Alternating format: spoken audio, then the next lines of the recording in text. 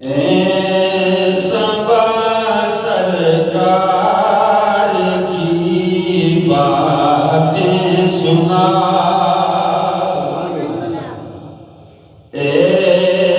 صبا سرکار کی باتیں سنا،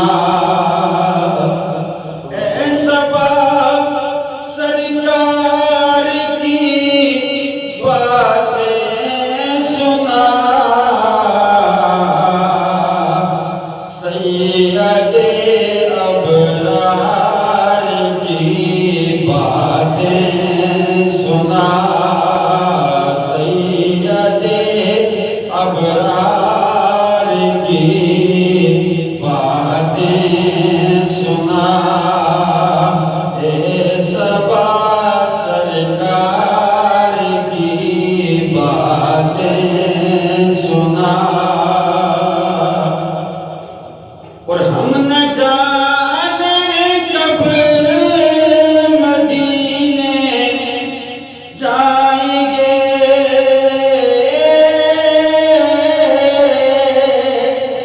ہم نہ جانے کب مدینے جائیں گے،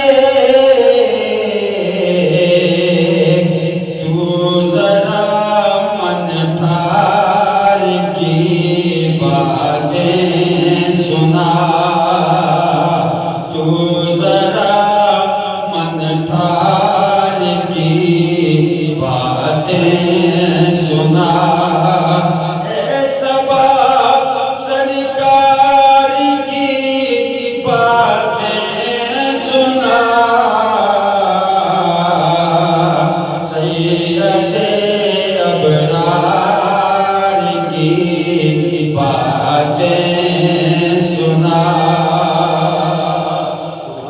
اور شاید آ جائیں کبھی وہ خواب میں،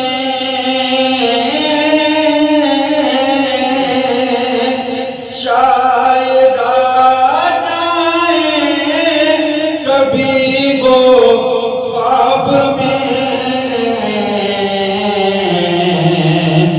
وصل کی دیدار کی باتیں سنا، وصل کی دیدار کی باتیں سنا، صبا سرکار کی باتیں سنا، سید ابرار کی باتیں سنا، صبا سرکار کی باتیں سنا۔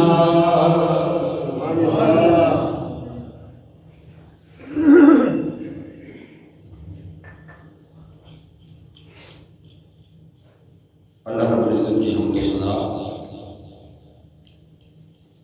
اور حضور رحمت دو عالم، فخر بنی و آدم، مقصود کائنات، فخر موجودات، امام الانبیاء، محبوب کبریا، احمد مجتبی محمد مصطفیٰ صلی اللہ علیہ وآلہ وسلم کی بارگاہ میں حج درود السلام اور حج عقیدت کے بعد عزتوں کے لائق حاضرین و سامعین و ناظرین،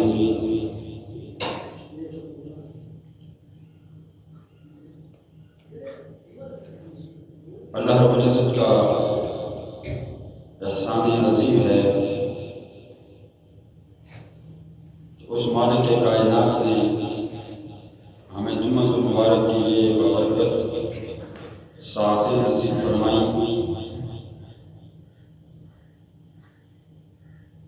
دعا ہے کہ اللہ تبارک و تعالیٰ اس مختصر سے وقت کو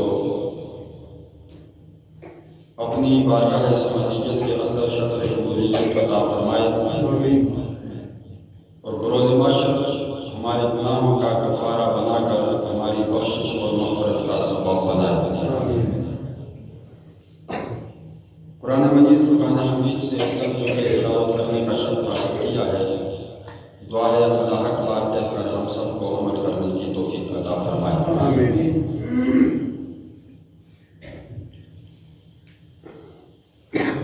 اللہ رب العزت نے ارشاد فرمایا وَإِذْ أَخَذْنَا مِيثَاقَ بَنِي إِسْرَائِيلَ کہ اے حبیب انہیں یاد کرو وہ وقت جب ہم نے بنی اسرائیل سے میثاق لیا تھا، عہد لیا تھا، وعدہ لیا تھا کہ لا تعبدون الا اللہ، اللہ کے سوا کسی اور کی عبادت نہ کرنا، وبالوالدین احسانا، اور اپنے والدین کے ساتھ احسان کرنا۔ سبحان اللہ۔ حاضرین محترم،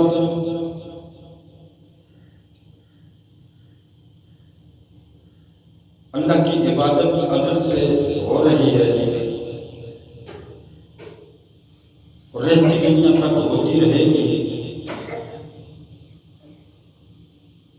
اور دوسری چیز والدین کے ساتھ احسان کرنا، حسن سلوک کرنا، یہ صرف امت مصطفیٰ کے لیے حکم نہیں آیا، بلکہ یوں سمجھ لیں کہ یہ سابقہ امتوں پر بھی یہ چیز لازم تھی کہ عبادت اللہ کی کرنی ہے اور احسان اور خدمت جو ہے وہ اپنے ماں باپ کی کرنی ہے۔ سبحان اللہ۔ سبحان اللہ کہتے ہیں ذرا۔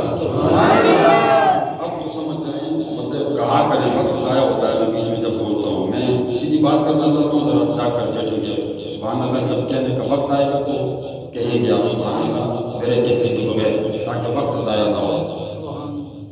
عظمت والدین اس بات سے عیاں ہوتی ہے کہ آپ اس چیز کا اندازہ لگا لیں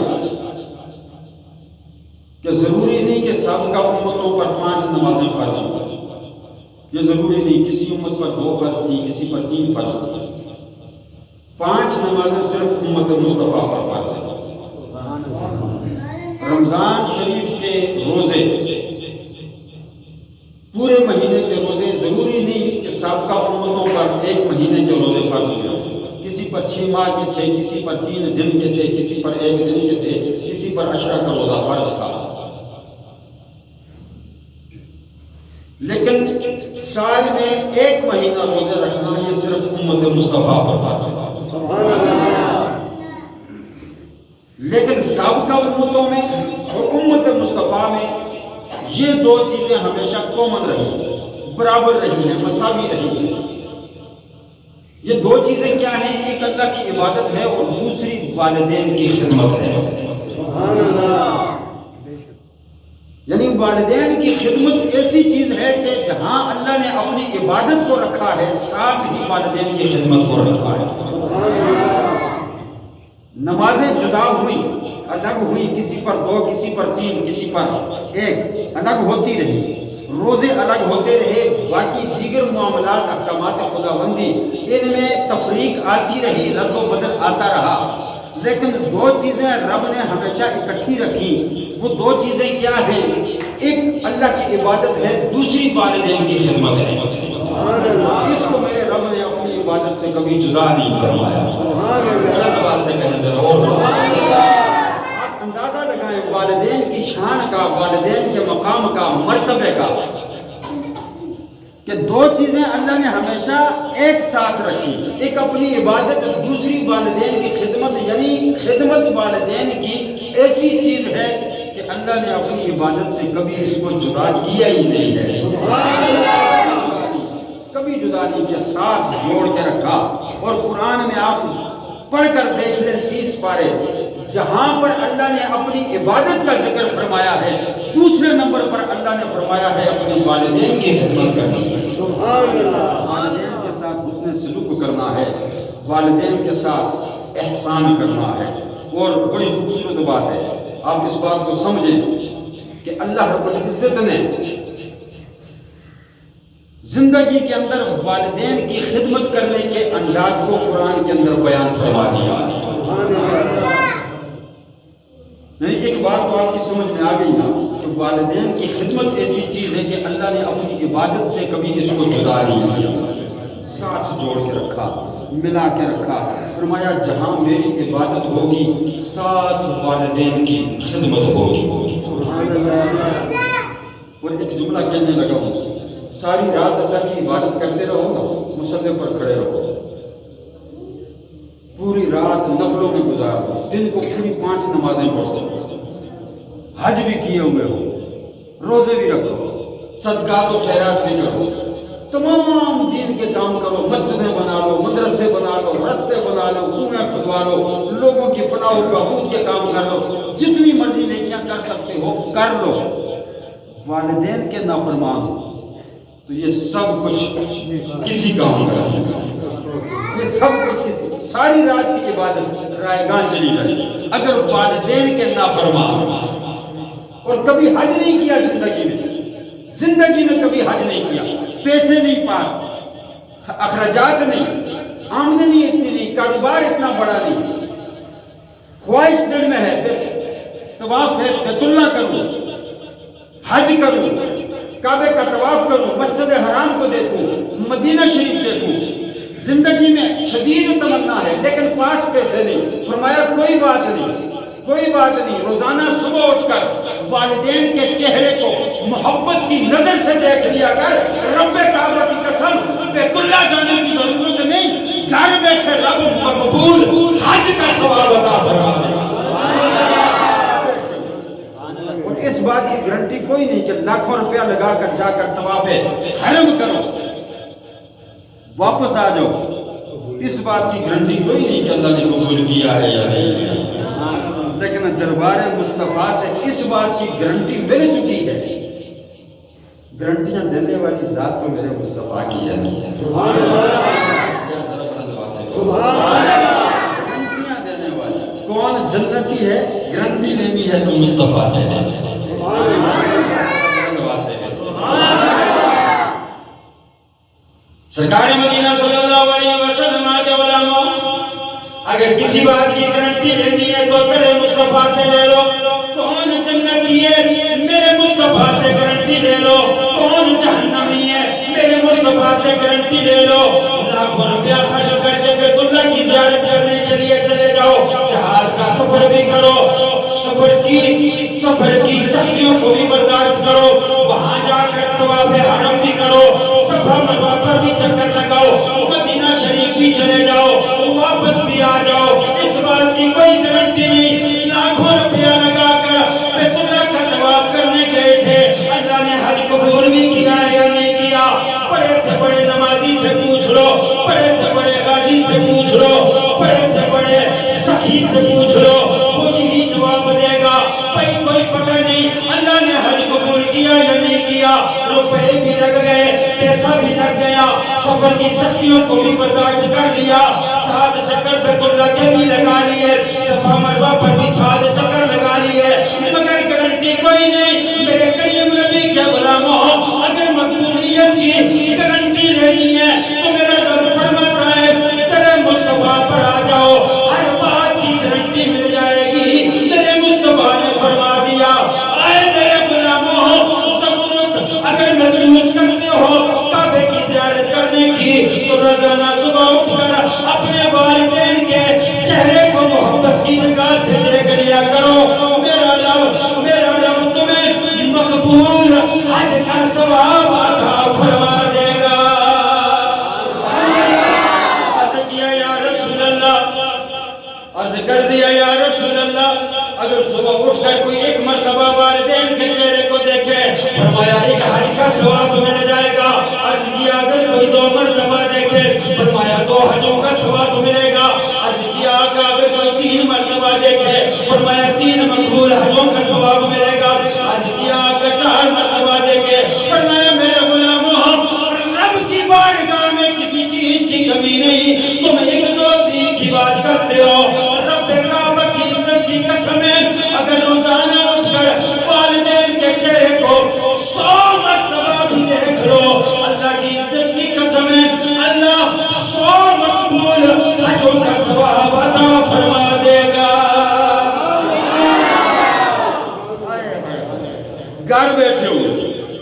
کہاں پر بیٹھے ہوئے یہاں پہ موجود ہو سارے جاگ بھی رہے ہو ذرا بلند آواز سے سبحان اللہ کہو سبحان اللہ ڈاؤٹ ہو جاتا ہوں میں ذرا بولا کرو تاکہ مجھے پتہ چلے آپ لوگ بیٹھے ہوئے فرمایا 100 حجوں کی گارنٹی مجھ سے لے لو اللہ 100 حج قبول کرے گا روزانہ والدین کے چہرے کو محبت کی نظر سے دیکھ لیا اور انداز میرے رب نے بیان فرما دیا قرآن کے اندر کہ والدین کے ساتھ کس انداز سے بات کرنی ہے کس انداز سے اپنے والدین کے ساتھ بات کرنی ہے فرمایا وَقُلْ لَهُمَا قَوْلًا كَرِيمًا اسے فرمایا کہ اف تک نہیں کرنی وَقَضَىٰ رَبُّكَ أَلَّا تَعْبُدُوا إِلَّا إِيَّاهُ وَبِالْوَالِدَيْنِ إِحْسَانًا فرمایا والدین کے ساتھ اف تک نہیں کرنی اف معمولی لفظ ہے معمولی لفظ ہے ہم بڑا چھوٹا سمجھتے ہیں ایک روایت میں نے پڑھا میدان معاشر میں نامہ اعمال تولا جائے گا بندے کی نیکیاں زیادہ ہو جائیں گی گناہ کم ہوں گے اتنے میں ایک فرشتہ آئے گا کاغذ کا ایک ٹکڑا اس نے اٹھایا ہوگا اور بندے کے گناہوں والے نافرمانیوں والے پردے میں رکھے گا گناہ زیادہ ہو جائیں گے نیکیاں کم ہو جائیں گی حکم آ جائے گا اس بندے کو جہنم میں ڈال بندہ عرض کرے گا باری تعالیٰ تیرا حکم ہے جہنم میں تو جاؤں گا لیکن یہ بتا پہلے میری نیکیاں زیادہ تھی گناہ کم تھے اس کاغذ کے ٹکڑے میں ایسا کیا تھا کہ میرے گناہ زیادہ ہو گئے نیکیاں کم ہو گئی کیا رکھا تھا اس کاغذ کے ٹکڑے میں میرا رب فرمائے گا فرشتو اس کو دکھاؤ سبحان اللہ اور اس کو کاغذ کا ٹکڑا دکھاؤ جب کاغذ کا ٹکڑا کھول کے اس کے سامنے رکھا جائے گا اس پر لکھا ہوگا اوف کیا لکھا ہوگا اوف وہ عرض کرے گا باری تعالیٰ یہ کیا ہے میرا رب فرمائے گا یاد کر اپنے والدین کے سامنے ایک مرتبہ تو نے اف کیا تھا یہ وہی لکھا ہوا ہے کہ اس بندے نے زندگی میں والدین کے سامنے اف کیا ہے آج یہی اف تجھے جہنم میں لے کر جا یہی اف جس کو ہم بہت چھوٹا سمجھتے ہیں فرمایا نہ اف نہ کری یا اللہ کیا کروں فرمایا وَقُلْ لَهُمَا قَوْلًا كَرِيمًا والدین کے ساتھ کریم لہجے میں بات کریں سبحان اللہ کریم لہجہ اچھا یہ کریم لہجہ کیا ہے سبحان اللہ کریم لہجہ کریم پتہ ہے کون ہے میرا اللہ کون کریم ہے اللہ دیکھو نا ذرا والدین کی عظمت کو تو سوچو شان دیکھو مقام دیکھو وہ جو شان میرے رب کی ہے اس شان کے مطابق میرے رب نے کہا کہ میں تیرے لیے کریم ہوں تو والدین کے لیے کریم بن جا اللہ کریم ہے اللہ کا رسول کریم ہے سبحان اللہ یا ایھا الانسان ما غرک بربک الکریم اے انسان تجھے کیا ہوا کہ تو اپنے کریم رب کو بھول گیا انہ لقول رسول کریم اللہ کریم ہے یا اللہ کا حبیب کریم ہے سبحان اللہ اللہ کریم ہے یا اللہ کا حبیب کریم ہے اب کریم کا مطلب سمجھ لو کریم کا مطلب کیا ہے جو انداز بیان میرے رب نے مجھے اور آپ کو سکھایا ہے والدین کے ساتھ وہ کیا ہے فرمایا میں کریم ہوں میرا رسول کریم ہے یا اللہ یہ کریم کیا ہے فرمایا دیکھتے نہیں جتنے زیادہ گناہ لے کر آتے ہو میری شان کریمی یہ ہے کہ میں تمہارے گناہوں کی طرف نہیں دیکھتا اپنے نبی کو دیکھ کر تمام گناہوں پر پانی پھیر دیتا ہوں کریمی یہ ہے کہ بندہ جتنا بڑا نافرمان ہونا کریم کے پاس آ جائے تو کریم اس کی نافرمانیوں سے درگزر فرما کے اس کو معاف فرما دے حضرات گرامی میرے رب نے فرمایا غور کر میں کریم ہوں میرا نبی کریم ہے جتنے زیادہ گناہ لے کر آ جائے سارے گناہوں پر رحمت کا پانی پھیر دوں گا یا اللہ کریم کا مطلب کیا ہے فرمایا ذرا توجہ سے سن تیرے گناہ سمندر کے پانی کے قطروں سے بھی زیادہ ہو جائے تیرے گناہ ریت کے ذرات سے بھی زیادہ ہو جائے تیرے گناہ درختوں کے پتوں سے بھی زیادہ ہو جائے تیرے گناہ ان فصلوں سے بھی زیادہ ہو جائے ان ہواؤں کے جھونکوں سے بھی زیادہ ہو جائے تیرے گناہ آسمان کے چاند سورج ستاروں سے بھی زیادہ ہو جائے تیرے گناہ زمین و آسمان کے درمیان جتنا بڑا خلا ہے اس خلا سے بھی تیرے گناہ زیادہ ہو جائے لیکن تو اتنے گناہ کرنے کے بعد ایک ندامت کا آنسو بہا کر میری بارگاہ میں آ جائے مجھے اتنا اتنا کہہ دے یا اللہ تو کریم ہے تو معاف فرما دے میری کریمی کا تقاضا یہ ہے کہ میں تیرے سارے گناہوں کو معاف فرما دوں اور تیرے گناہوں پر اپنی رحمت کا پانی پھیر دو میرے نبی کی کریمی یہ ہے کہ جتنا بڑا مجرم بھی میرے نبی کی بارگاہ میں آ کر معافی مانگتا ہے میرے نبی کی کریمی یہ ہے کہ میرا نبی اسے معاف فرما دیتا ہے اور میرے رب کا قرآن کہتا ہے کہ اگر تم اتنے بڑے گناہگار ہو جتنے مرضی بڑے گناہگار ہو تیرے مصطفیٰ پر آ جاؤ میرا کریم نبی تمہارے لیے میری بارگاہ میں سفارش کر دے مجھے اپنی عزت و جلال کی قسم ہے تمہارے گناہوں کو نہیں دیکھوں گا تمہارے گناہوں پر اپنی رحمت کا پانی پھیر دوں گا میرا نبی بھی کریم ہے میں بھی کریم ہوں یا اللہ والدین کے ساتھ کیا معاملہ کرنا ہے فرمایا غور کر جس طرح میں تیرے لیے کریم ہوں میرا نبی تیرے لیے کریم ہے اسی طرح تو بھی اپنے والدین کے ساتھ ہر وقت کریم بن جایا کر کیسے کریم بنوں فرمایا والدین جتنے سخت لہجے میں بھی بات کریں والدین سخت مزاجوں سخت لہجے میں بات کریں والدین ظلم بھی کریں والدین جتنا مرضی کرے اوپر زیادتی کرے کبھی والدین کے سامنے آنکھ نہیں اٹھانا کبھی والدین کے سامنے اف تک نہیں کرنا والدین جتنے بھی سخت ہوں اپنے والدین کے ساتھ کبھی آنکھ اٹھا کر بات نہیں کرنا کبھی غلط لہجے میں بات نہیں کرنا یا اللہ کیسے لہجے میں بات کروں فرمایا تو دیکھ تو نے نمازیں بھی چھوڑ دی میں نے پھر بھی درگزر کر دیا تو نے روزے بھی چھوڑ دیے میں نے پھر بھی درگزر کر دیا تو نے صوم و صلاۃ چھوڑ دیے میں نے تیری نافرمانیوں سے درگزر کر دیا تو نے میرے نبی کی نافرمانیاں کی میرے نبی نے بھی تجھے معاف فرما دیا اگر میں تیری ساری زیادتیوں کو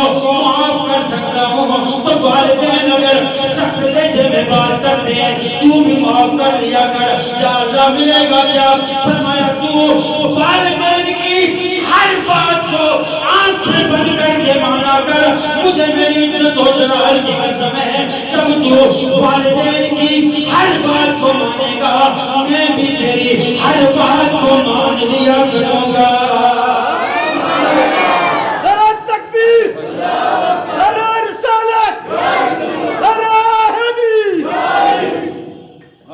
تو والدین کی مانا کر میں تیری مانا کروں سبحان اللہ سبحان اللہ کیا شان ہے میرے رب نے کیا شان دی ہمارے والدین کو سبحان اللہ ایک بات قابل غور ہے کہ یہ جو قرآن کے اندر عظمت والدین یا حدیث کے اندر بیان ہوئی ہے نا اس کو اپنے بچوں کے والدین بن کے نہ سنا کرو اپنے والدین کی اولاد بن کے سنا کرو سبحان اللہ پھر پتہ چلتا ہے پھر حق و باطل کا پتہ چلتا ہے کہ ہم نے اپنے والدین کے ساتھ کیا کیا تو اب ہماری اولاد ہمارے ساتھ کیا کرے ہم تو سارا جو ہے روب جو ہے اولاد پر جاڑتے رہتے ہیں نا اولاد نافرمان ہے اولاد بات نہیں سنتی کبھی یہ سوچا کہ ہم نے بھی اپنے والدین کی سنی ہے یا نہیں سنی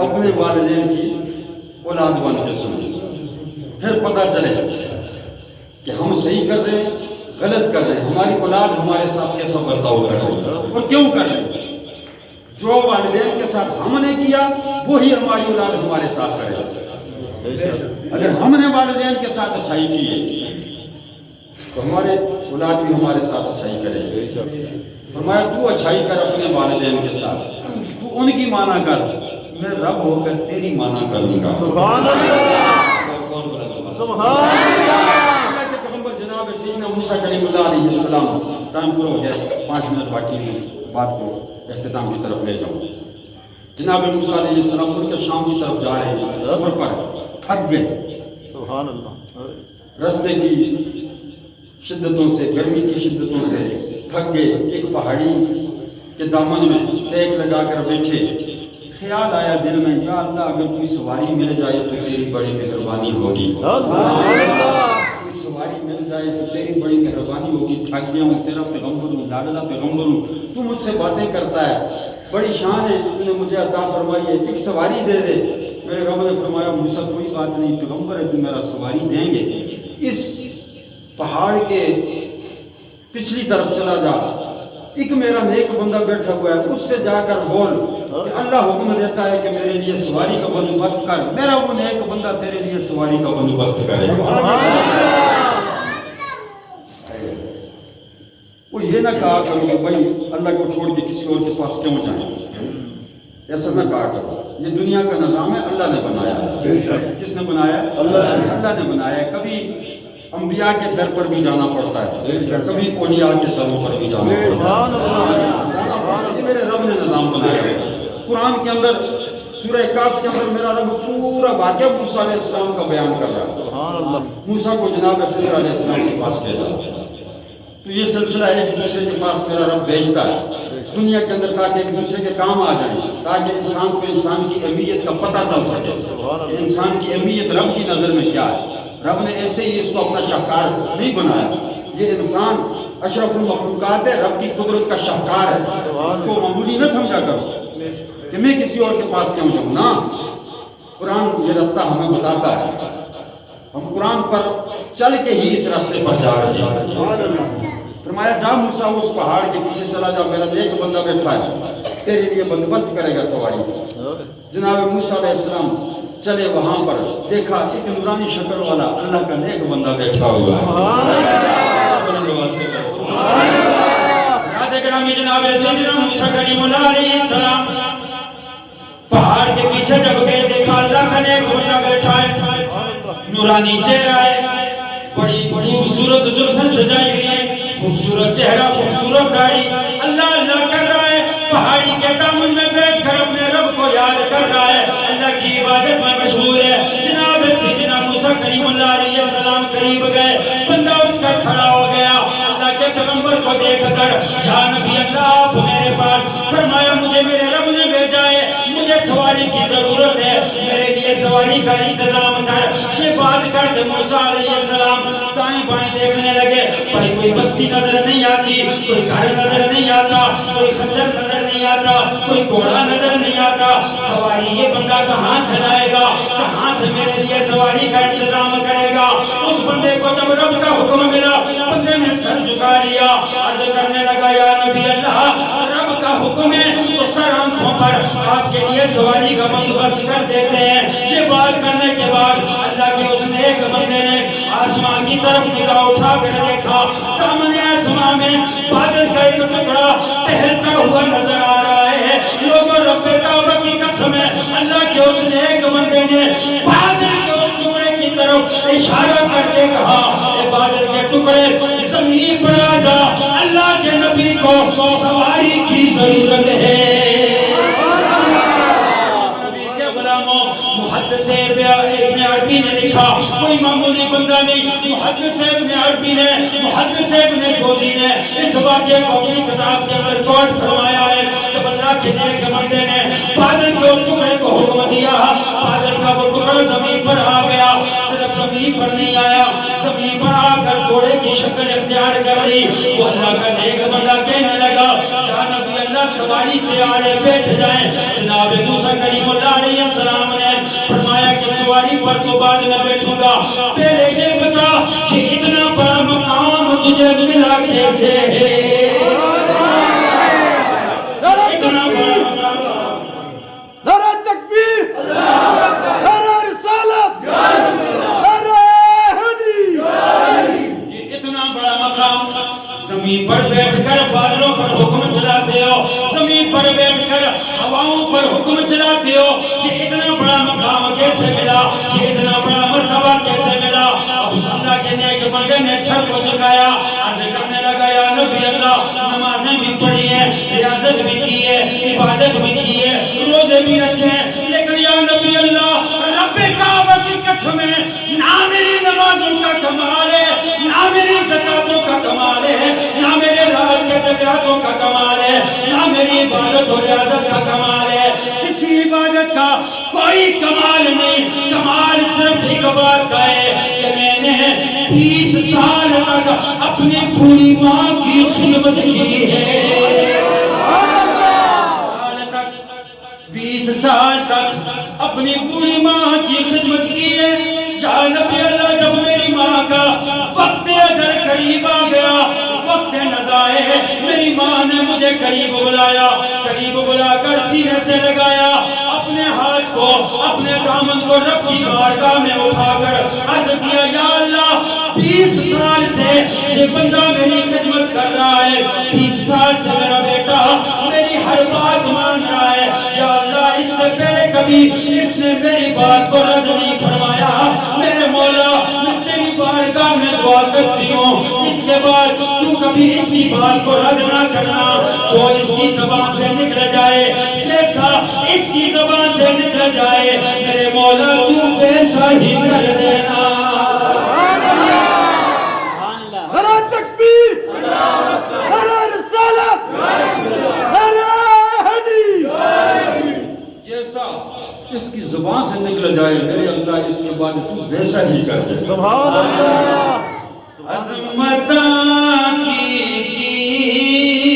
سناواں مہدیاں, عظمتاں کی سناواں. سارے ماؤں والے بیٹھے ہو سبحان اللہ. اور بہت ربنا ملک سعید صاحب, ملک نئی صاحب کی والدہ صاحبہ چل بسی, ان سے پوچھو ماں کا درد کیا ہوتا ہے. جن کے والدین موجود ہیں وہ تو خوش نصیب ہیں, جن کے نہیں ان سے پوچھو والدین کی جدائی کا غم کیا ہوتا ہے. اپنی اپنی والدہ کے لیے شعر پڑھ دو, ذرا زبان کو حرکت دے دو. عظمتاں کی سناواں مہدیاں, بولو ذرا عظمتاں کی.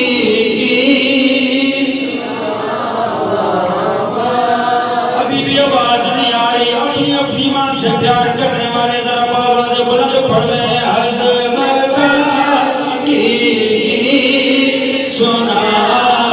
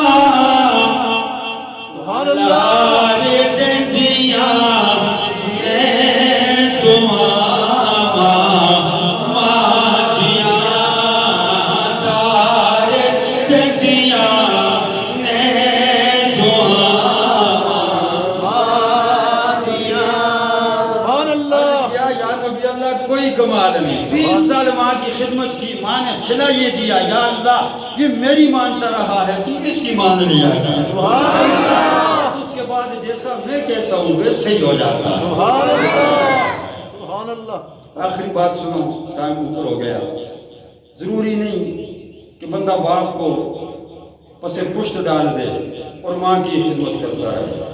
ایسا بھی ہے نا معاشرے کے اندر, وہی آج کل لوگ کہتے ہیں ماں کی خدمت تو کرتے ہیں, باپ کو پوچھتے ہی نہیں بچارے. وہ جس نے ساری زندگی پتہ نہیں کیا کیا کر کے اپنی اولاد کو پالا.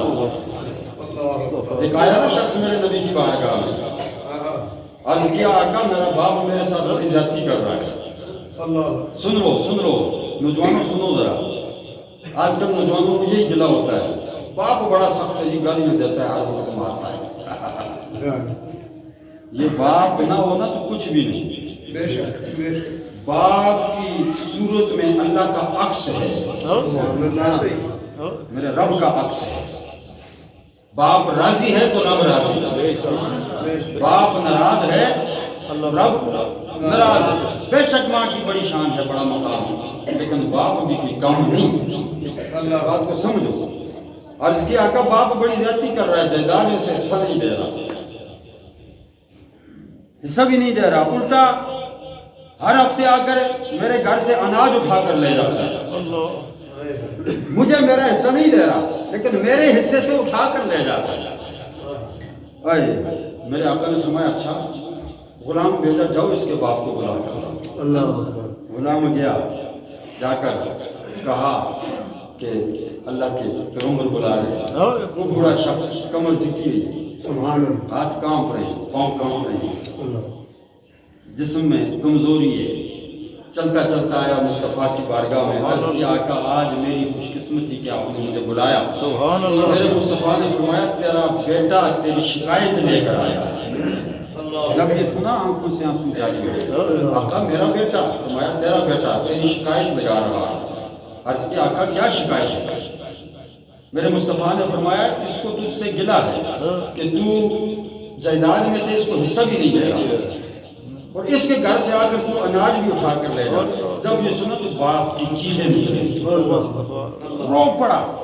اس کی چیخوں نے میرے رب کا عرش ہلا دیا۔ عرض کرنے لگا آقا میں نے اتنا سے اس کو پالا، نہ سردی دیکھی نہ گرمی دیکھی، نہ دن دیکھا نہ رات دیکھی، اس کو پال پوس کر میں نے بڑا کیا۔ میں نے کبھی زندگی میں اس سے کوئی چیز نہیں روکی، سب کچھ اس کے سامنے رکھ دیا۔ بیٹا جو بھی ہے تیرا ہے، جیسے چاہے تو استعمال کر۔ کبھی میں نے اس کو نہیں کہا کہ مجھ سے اجازت لے لو۔ یہ جوان ہوا، میں نے اس کی شادی کروائی، اس کو پاؤں پر کھڑا کیا، اس قابل بنایا کہ یہ اپنے آپ کو انسان سمجھے۔ تو جب اس کی شادی ہو گئی، بیوی کو لے کے مجھ سے الگ ہو گئے۔ آقا میں اب کما نہیں سکتا، میرے ہاتھوں میں جان نہیں، میرے پاؤں میں جان نہیں، کمر جھک گئی ہے، نظر کمزور ہو گئی، سماج جواب دے گئی، میں کچھ کر نہیں سکتا۔ تو میں لوگوں سے مانگنے کے بجائے جب بھوک کی شدت بڑھتی ہے تو میں یہ میرا بیٹا ہے، میں اس کے گھر سے اٹھا کر لے آتا ہوں۔ میں لوگوں کے سامنے ہاتھ نہیں پھیلا سکتا، میری غیرت گوارا نہیں کرتی۔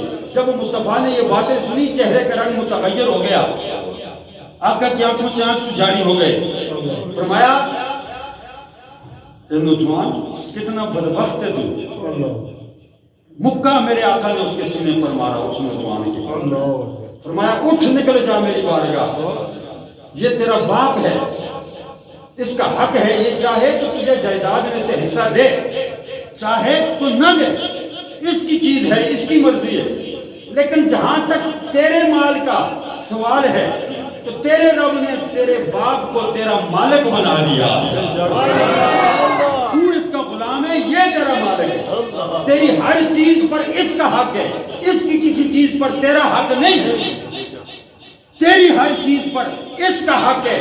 لہذا یہ چاہے تو اجازت لے کر تیری چیزیں لے کر آئے، اناج لے کر آئے، چاہے تو بغیر اجازت کے لے کر آئے، تو اسے نہیں پوچھ سکتا، یہ ہر معاملے میں تجھے پوچھ سکتا ہے، کیونکہ تو بیٹا یہ تیرا باپ ہے، اس کی رضا میں رب نے اپنی رضا رکھی ہے، یہ راضی ہوگا تو تیرا رب تجھ سے راضی ہو جائے۔ آج کا اولاد کو گلہ ہوتا ہے کہ باپ بڑی زیادتیاں کرتے ہیں۔ وہ ایک بات یاد آ گئی،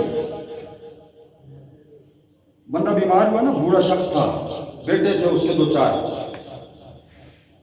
مرنے لگا تو چرپائی کا ہو گیا تو اولاد خدمت نہیں کرتی تھی کہ ہمارے باپ نے ساری زندگی ہمارے لیے کیا کیا۔ اچھا اس اولاد کو جتنا بھی کھلا دو نا، یہ پھر بھی کہتی ہے باپ نے کیا کیا ہمارے لیے۔ اس لیے میں کہا کرتا ہوں یہ دنیا کا مال ہے، دنیا کی حد تک محبت کرو، اولاد کے لیے رب کو ناراض مت کرو، رب کو راضی رکھو۔ باپ بستر مرد پر پڑا ہے، اولاد کہتی ہے بھئی اس نے کیا کیا ہمارے لیے جو اس کی خدمت کریں اس حال میں۔ مرتے وقت باپ ایک بڑا کام کر گیا، اس نے بلایا نا اپنے بیٹوں کو، بلا کر کہنے لگا کہ جب میں مر جاؤں تو اس مکان کو گرانا، اس کے نیچے خزانہ دبا ہوا ہے، نکال لینا، میں نے تم لوگوں کے لیے خزانہ رکھا ہوا ہے۔ جب باپ مر گیا نا، قبر پر مٹی ڈال کر سارے آ گئے، مکان گرانے لگ گئے، میں خزانہ نکالوں گا، میں نکالوں گا، میں نکالوں گا، میں نکالوں گا۔ آج بھی اولاد ایسے ہی کرتی ہے، باپ کے مرنے کی دیر ہوتی ہے، جائیداد تقسیم کرنے بیٹھ جاتی ہے، گھر کی چیزیں تقسیم کرنے بیٹھ جاتی ہے۔ تو آئے مکان گرا دیا، گرا کر وہ جگہ جس کی نشاندہی باپ نے کی تھی وہ کھود کر نیچے سے بکسا نکالا، بکسے کے اندر کاغذ کا ٹکڑا تھا، اس نے لکھا تھا یہ مکان میں نے بنایا تھا، تم نے گرا دیا، بنا کر دیکھا۔ اللہ سبحان اللہ اللہ۔ پھر ان کو سمجھ آئی کہ ہمارے باپ نے ہمارے لیے کیا کیا۔ ماں کی بڑی شان ہے لیکن باپ کوئی کم نہیں۔ آپ کی جنت آپ کی ماں کے قدموں تلے ہے، لیکن آپ کی ماں کی جنت آپ کے باپ کے قدموں تلے ہے۔ یہ جملہ میرا یاد رکھنا، بخاری شریف کی حدیث ہے، میں کئی مرتبہ بیان کر چکا۔ میرے آقا نے فرمایا میں نے جہنم میں کثرت کے ساتھ عورتوں کو دیکھا، زیادہ عورتیں میں نے جہنم کے اندر دیکھی۔ عرض کیا آقا وہ کس بنیاد پر؟ فرمایا کفر کرتی ہیں۔ کیا کرتی ہیں؟ کفر کرتی ہیں عورتیں۔ عرض کیا بخاری شریف میرے پاس موجود ہے، میں سب کی دفعہ بیان کر چکا، آپ سن چکے ہیں۔ درس دیتا ہوں میں روزانہ، درس بخاری سنا کرو آگے پتہ چلے۔ عرض کیا آقا اللہ کے ساتھ کفر کرتی ہیں، کیا نمازیں نہیں پڑھتی، کیا اللہ کے ساتھ کسی کو شریک کرتی ہیں؟ فرمایا نہیں، اپنے شوہروں کے ساتھ کفر کرتی ہیں۔ کس کے ساتھ؟ شوہروں کے ساتھ کفر کرتی ہیں۔ یا رسول اللہ کیسا کفر؟ فرمایا ساری زندگی ان کی خدمت کرتے رہو، اپنی بیویوں کی ساری زندگی ان کی خدمت کرتے رہو، ان کی مان کر چلو، زندگی میں کوئی بھی کام ان کی مرضی کے خلاف نہ کرو، لیکن کبھی کبھار ان کی مرضی کے خلاف کوئی ایک کام غلط ہو جائے، کوئی ایک کام وہ بھی جو ہمیں صحیح لگتا ہو ہماری بیوی کو غلط لگتا ہو، تو آقا نے فرمایا وہ کام جو آپ کی بیوی کو غلط لگتا ہے وہ ایک کام غلط کر لو تو یہ آپ کی ساری کیے کرائے پر پانی پھیر دیتی ہے، یہ منہ اٹھا کر کہہ دیتی ہے کہ بھائی میرے اس شوہر سے تو زندگی میں نے کبھی کوئی اچھا کام دیکھا ہی نہیں، اس سے تو پوچھا ہی کام نہیں کرتا۔ آقا نے فرمایا بس یہ ایک جملہ اس عورت کو جہنم میں لے کر چلا جاتا ہے، یہ ایک جملہ اس عورت کو جہنم میں لے کر چلا جاتا ہے۔ اپنے شوہر کی نافرمانی کرتی ہے، کفر کرتی ہے، ناشکری کرتی ہے شوہر کے ساتھ۔ اس لیے اب مجھے یہ بتاؤ نوجوانوں، باپ کو چھوڑ کے جس ماں کی خدمت کرتے ہو، اگر اس ماں سے اس کا شوہر آپ کا باپ ہی راضی نہیں، وہ جنت میں جائے گی تو آپ کو جنت میں لے کر جائے گی نا، جب وہی جہنم کا ایندھن بنی ہوئی ہے تو آپ جنت کے حقدار کیسے بن سکتے ہیں؟ اس لیے ماں کو بھی راضی کرو، باپ کو بھی راضی کرو، دونوں کی برابر خدمت کرو، برابر خدمت کرو، نہ باپ کو زیادہ اہمیت دو، نہ ماں کو زیادہ اہمیت دو، نہ باپ کو کم نظر سے دیکھو، نہ ماں کو کم نظر سے دیکھو، دونوں کو برابر نظر سے دیکھو، دونوں کو راضی کرو گے تو تب جا کے اللہ راضی ہو جائے گا۔ مانا کہ ماں کے قدموں میں جنت کا راز ہے، جنت کا گیٹ باپ ہے، اصلی یہ راز ہے۔ اجازت گیٹ سے ہوگی تو پھر جنت میں جاؤ گے، ورنہ خیالوں میں جنت کے گیت گاؤ۔ سبحان اللہ۔ ماں اور باپ دونوں کو راضی کرو، دونوں کو راضی کرو۔ اللہ رب العزت ہمیں صحیح معنوں میں دین کی سمجھ عطا فرمائے۔ آخر دعوانا الحمدللہ رب العالمین، سنت ادا فرمائے۔